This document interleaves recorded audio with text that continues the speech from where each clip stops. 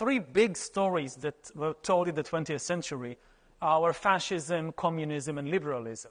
Now, fascism and communism, or Marxism more general, what's common to them is that they think about history in terms of conflict.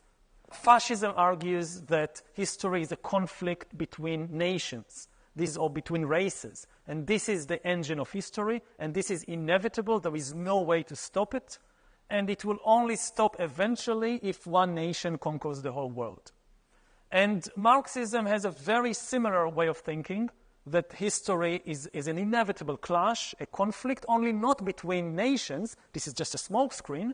The real conflict is between classes or between oppressors and oppressed. Like the whole of history is just oppressors and oppressed.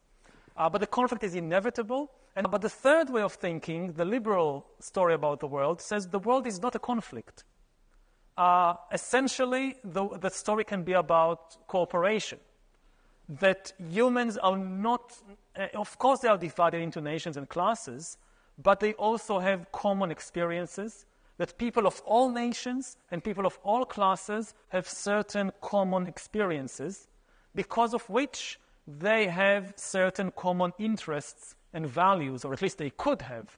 If they opened their eyes, they would realize that they have some common interests and values, and this could be a basis for a history of cooperation and not a history of conflict.